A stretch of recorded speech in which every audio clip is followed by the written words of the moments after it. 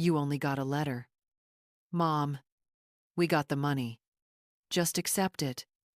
Um, my son's words cut sharper than any knife. He didn't even look at me when he said it. His eyes were fixed on the attorney, glowing with the thrill of $12 million he thought he deserved. If you're watching this, subscribe and let me know where you're watching from. I sat there, hands trembling, clutching the single envelope the lawyer had placed before me. The room was still scented with lilies from the funeral, but their fragrance felt wrong, too sweet, too alive for such a bitter moment. 42 years of marriage, 4 decades of sacrifices, and this was what my husband had left for me? A paper-thin envelope. While our son laughed like a stranger, the coffin had barely been lowered when my children started whispering about cars, houses, vacations. Their voices rose behind me like shards of glass. My daughter-in-law smirked, tugging at my son's arm, whispering, "Finally, we're free." Free from what? From me, the woman who carried him through fevers, through hunger, through every storm life threw at us. I thought of the kitchen table back home, scarred with burns from old pots, where I used to sit counting coins to pay for his college tuition. I remembered pawning my mother's pearl necklace to keep the mortgage afloat when the factory closed.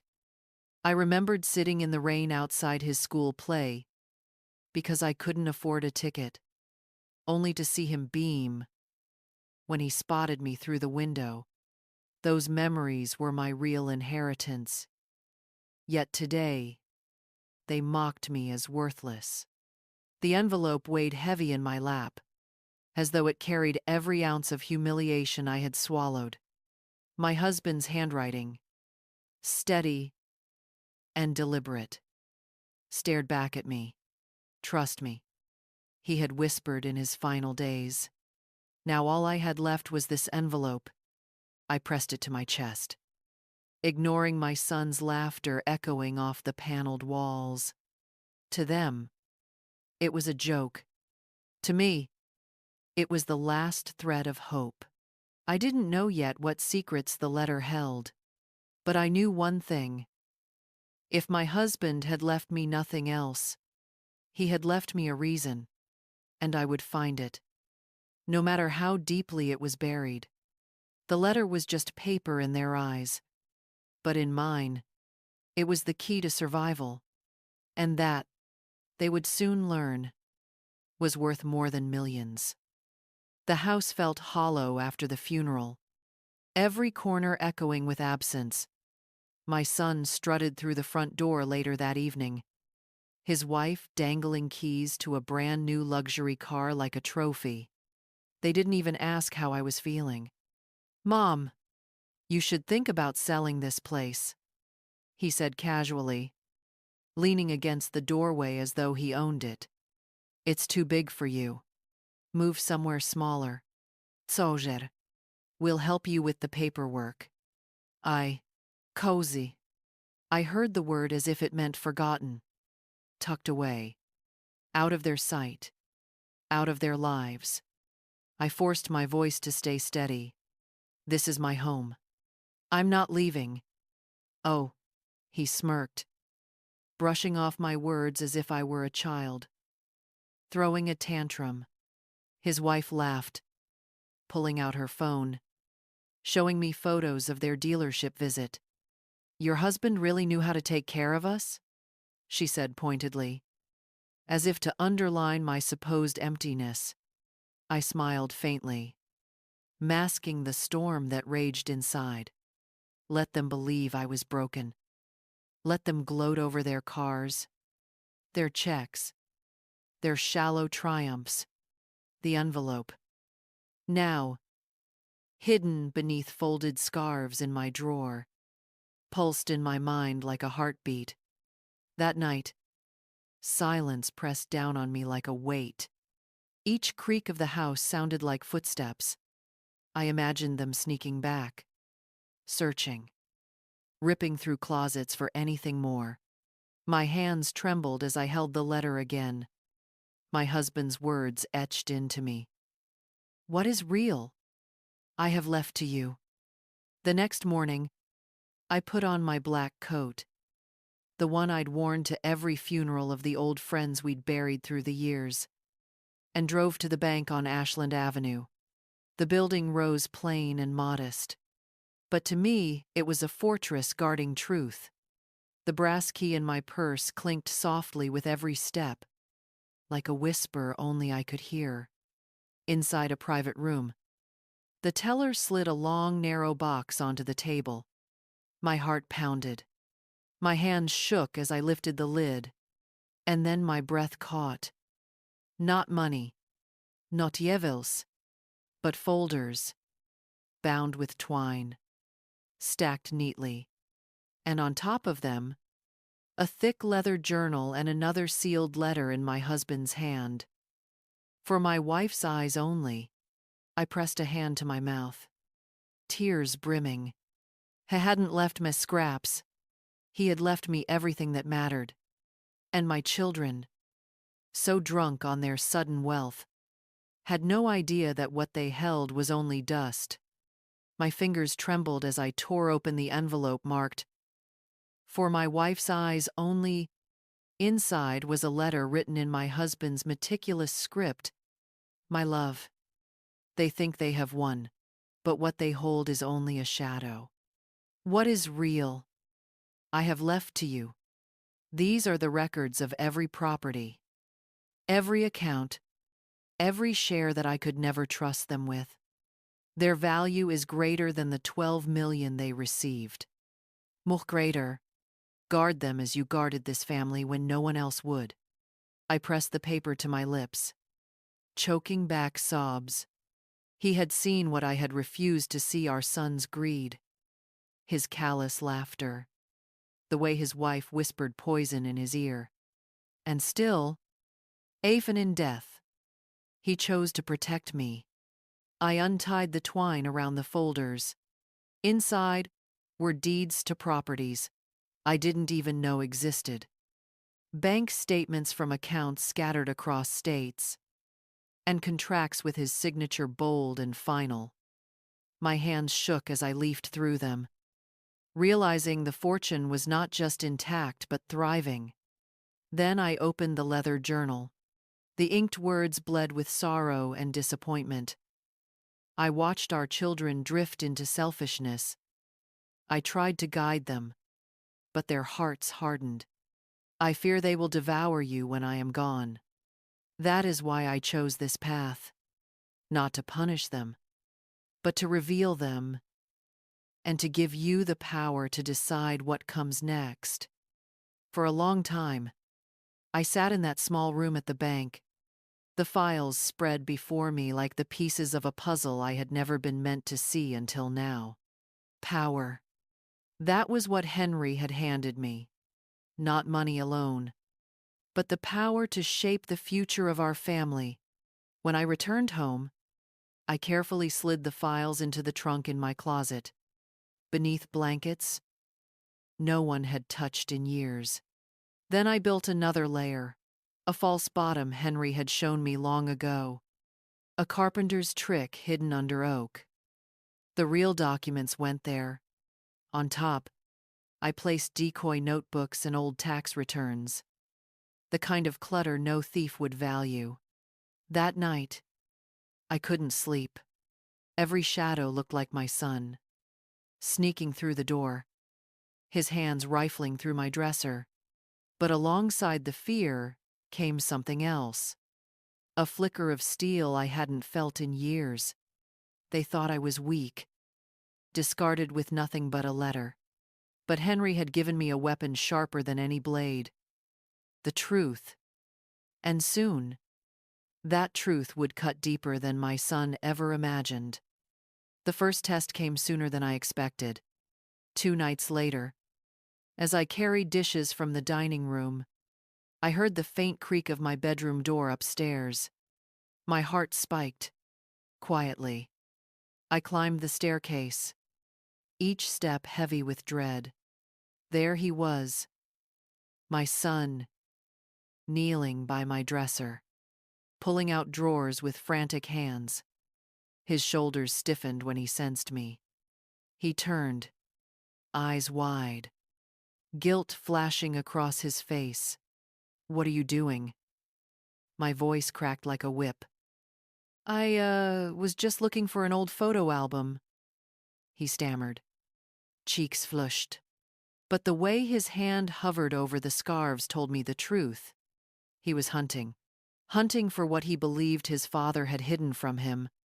"That is my private room," I said, steel in my tone. "You will not search it again." Ah, his jaw clenched, and for a moment I saw not the boy I had raised, but a man hardened by greed. He brushed past me without apology, his silence louder than any excuse. I stood frozen in the hallway, my chest rising and falling in ragged bursts.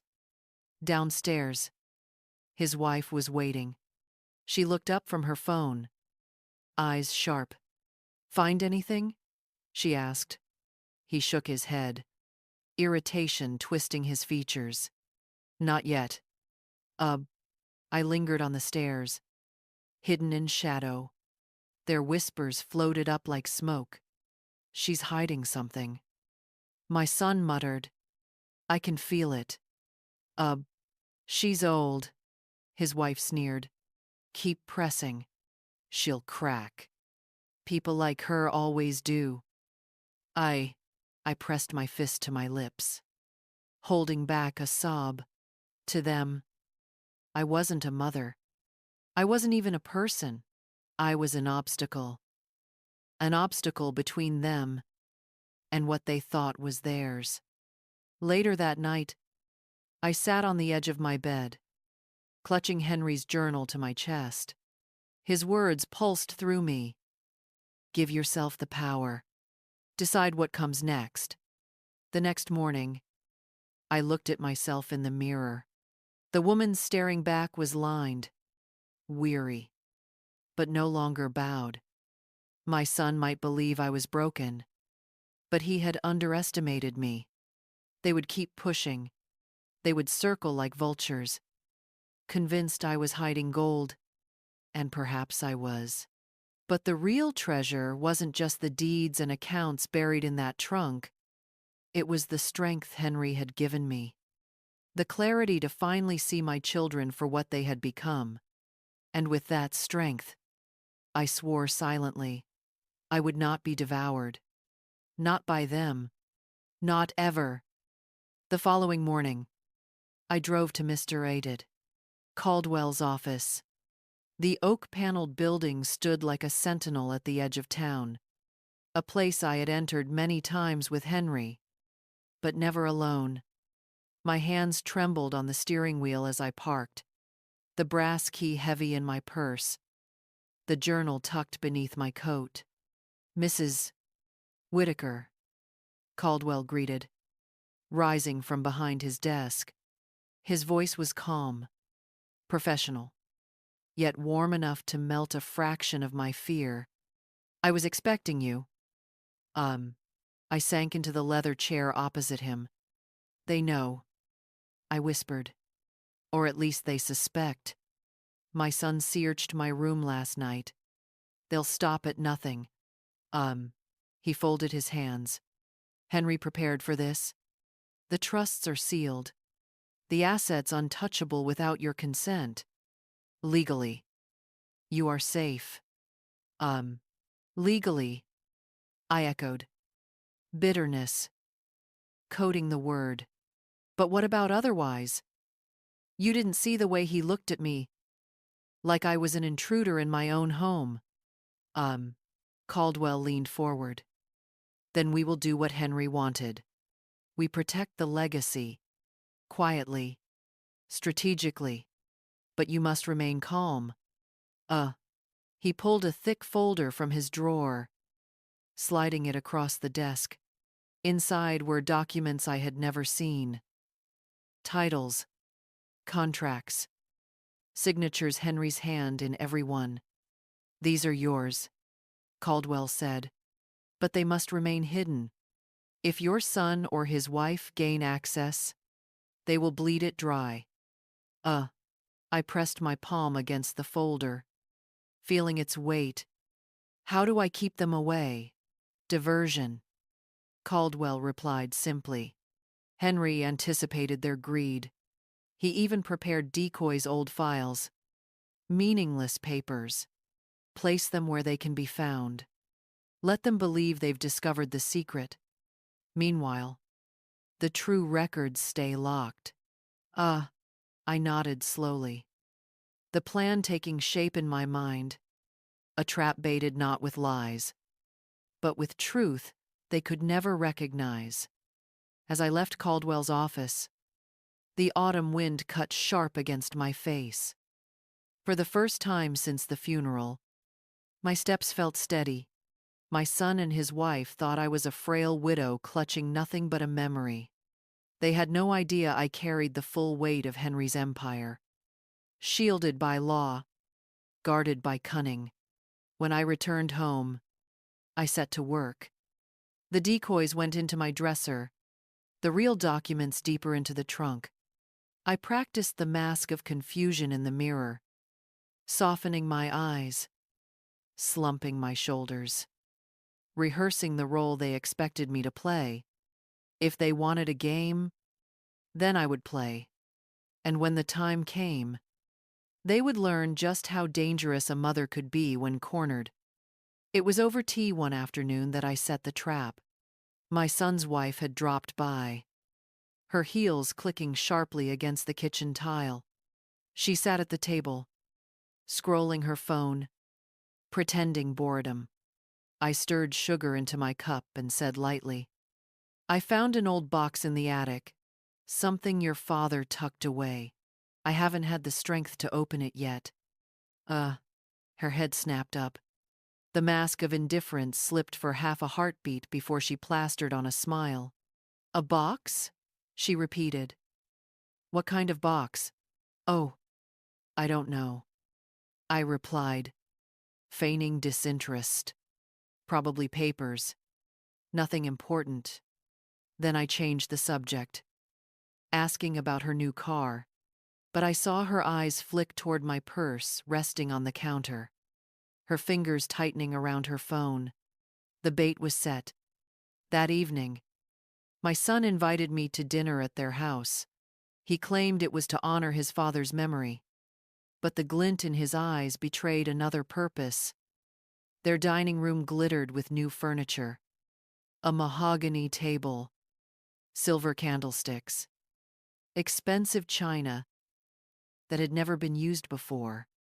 He lounged at the head of the table with a glass of wine, while his wife flitted about. Her smile stretched thin. Conversation quickly turned to their purchases. 2 cars weren't enough. My son boasted, "I put a down payment on a boat yesterday. Dad's money should be enjoyed, not locked away." I'm looking at a vacation home in Florida," his wife added sweetly. "You should visit, Mom, though I'm not sure you'd manage the upkeep." Their laughter dripped with mockery, but I forced a polite smile. I took a slow sip of wine, then set the glass down carefully. "I'm glad you're happy," I said. "Happy?" My son leaned forward, eyes narrowing. "Not as happy as you, perhaps. Did Dad leave you something after all?" My heart pounded, but I kept my expression neutral. "He left me memories," I answered softly. His wife tilted her head, studying me with narrowed eyes. "Memories don't keep the lights on." I folded my hands in my lap, refusing to take the bait. "Memories are enough." But as their gazes sharpened, suspicion sparking between them, I knew my little mention of the attic box had taken root. They would claw at each other now, desperate to be the first to find it. And when they did, all they would uncover was dust. The storm didn't come with thunder or rain. It came with pounding fists against my front door.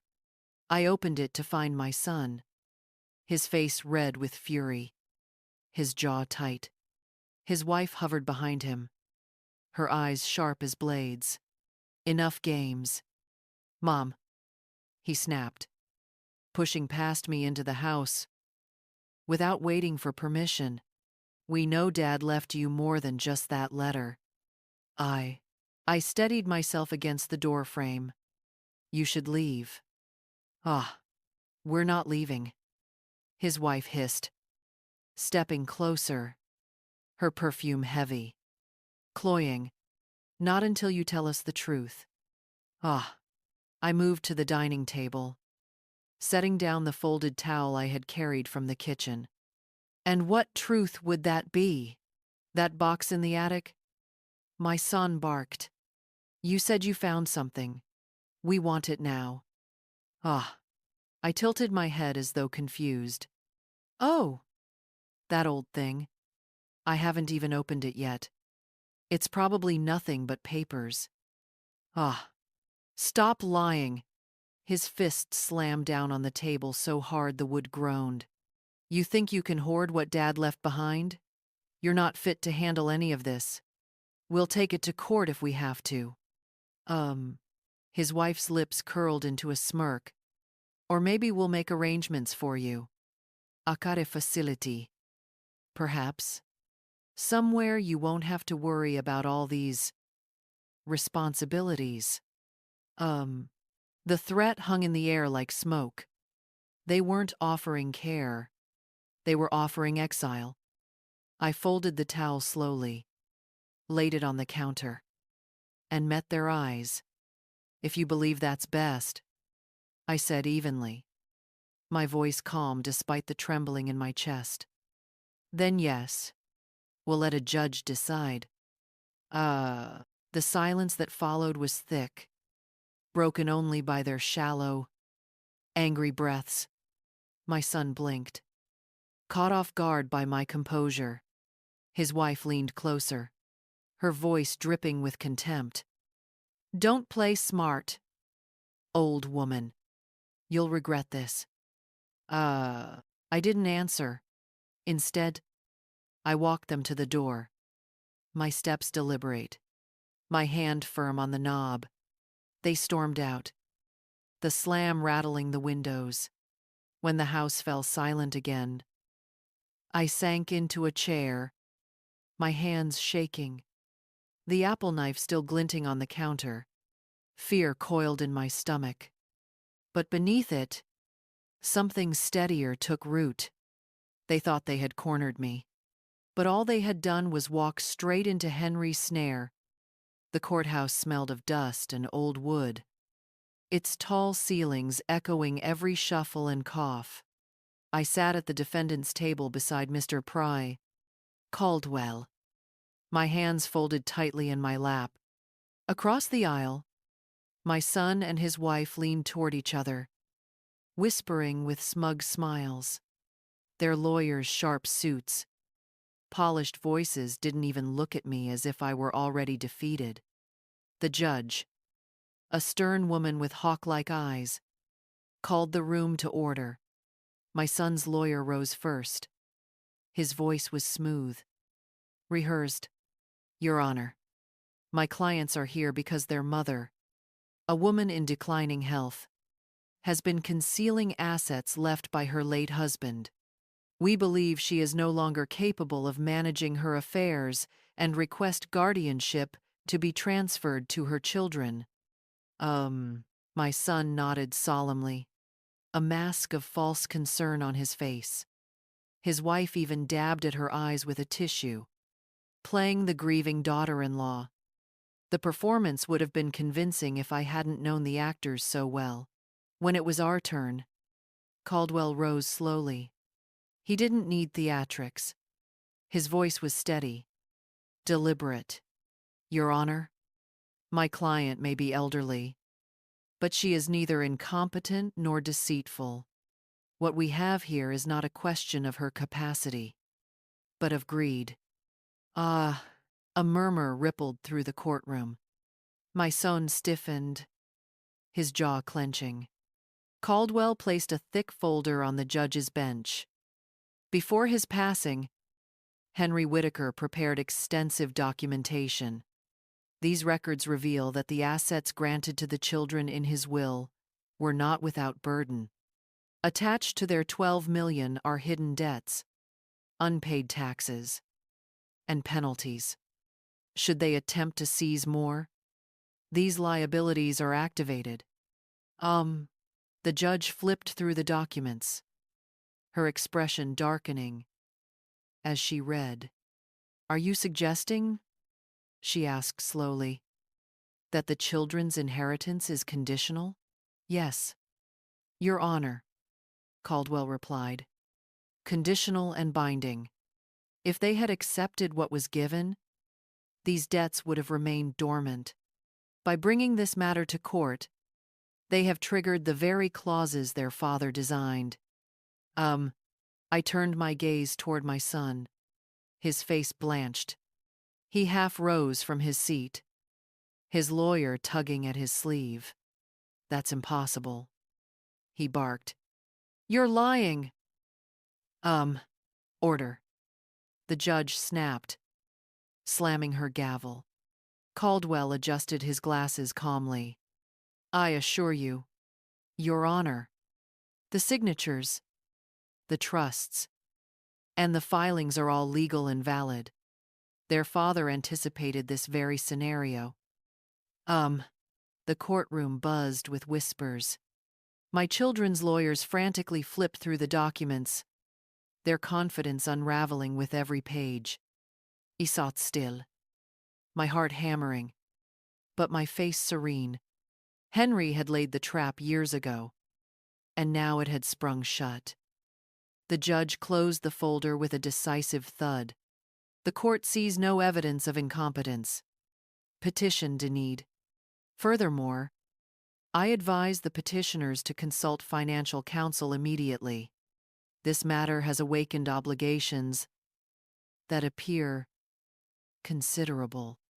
My son and his wife sat frozen, their faces pale, their arrogance shattered. I rose slowly, leaning on the table for balance, and allowed myself a small, steady smile. Let them laugh now, I thought, because their laughter had just cost them everything. The cracks began quietly. A frozen account here, a notice in the mail there.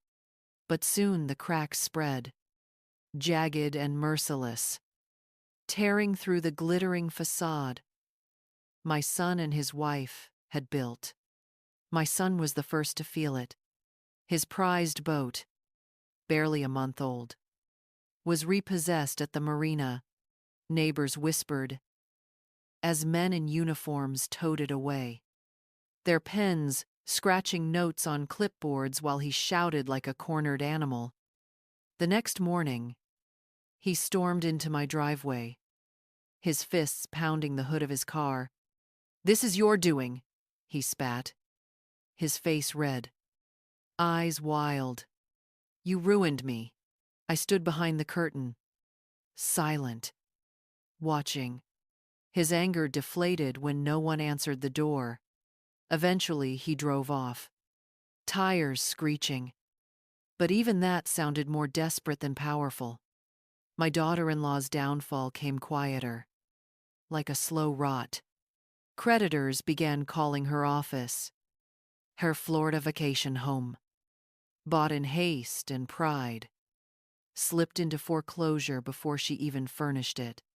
One afternoon, I saw her sitting in her car outside my house, her head buried in her hands. For a fleeting moment, the mother in me stirred, aching to comfort. But Henry's words in his journal echoed, "They must reap what they sow." I turned away. Their empire collapsed quickly after that. The luxury cars, the designer clothes, the champagne evenings all gone. Whispers spread through town. The proud heirs of Henry Whitaker were drowning in debt. Their names spoken now, not with envy, but with pity and scorn. Meanwhile, I walked to the market with my head high. Neighbors who once pitied me now nodded with respect, though they never knew the full truth. Only Caldwell, my husband's journal, and I carried the secret of how carefully the trap had been laid. But I wasn't alone. My grandson began to visit more often, slipping through the door with his shy smile. At first, he only sat in silence, watching me sort papers, his eyes wide as he glimpsed pieces of the hidden legacy. One evening, he whispered, "They're fighting all the time now. About money. About you. I hate it." I placed my hand over his. "Then don't let their anger take root in you. Remember, love is the only wealth that endures." He nodded. And in that moment I felt Henry's presence beside me. Proud, steady. Our legacy would not die with greed. It would live on in this boy who still carried kindness in his heart. That night, I made a decision. I called Caldwell and asked him to draft a new will. When it was ready, I read every line with clear eyes. To my son and his wife, I left only photographs, mementos of a family they had chosen to betray. To my grandson, I left everything else. As my pen touched the paper, my hand no longer trembled. The future was sealed not with anger, but with purpose.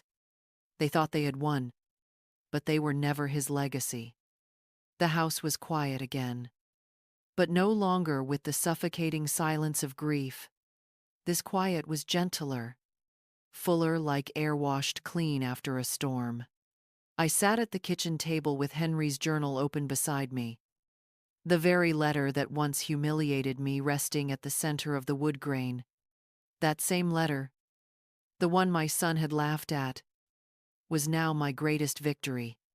I traced my husband's handwriting, steady and deliberate, even in his final days. "What is real, I have left to you. Trust yourself." For so long, I thought those words were fragile comfort. Now I understood they were prophecy. My grandson shuffled into the room, rubbing his eyes, hair tousled from sleep. He smiled when he saw me. "Morning." "Grandma." "Alder." "Morning."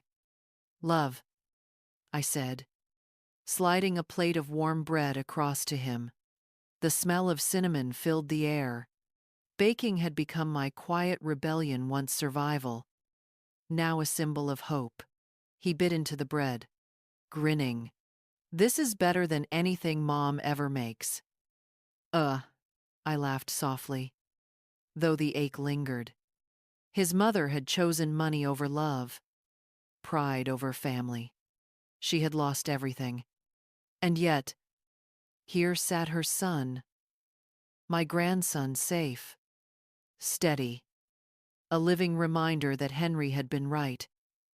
If even one soul remains uncorrupted, then our legacy is safe. Later that afternoon, I stood on the porch, the autumn wind carrying the scent of wood smoke. The rocking chair creaked beneath me, its rhythm steady, grounding.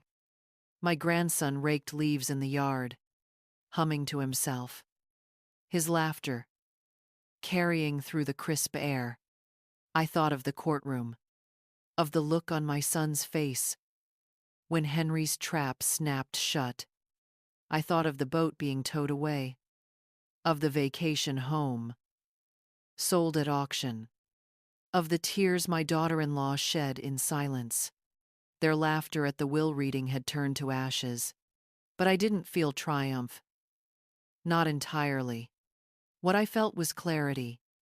They had destroyed themselves. I had only revealed the truth. As the sun dipped below the horizon, painting the sky in hues of fire and gold, I lifted the letter once more. It looked the same thin paper, worn folds, but its weight had changed. Once, it symbolized humiliation. Now, it was my crown. Proof that I had endured, that I had risen. I stood, walked inside, and placed the letter back into its wooden box beside Henry's journal, closing the lid. I whispered into the quiet. The letter was the same, but I wasn't. This time, I was the one closing the door. And with that, the circle was complete.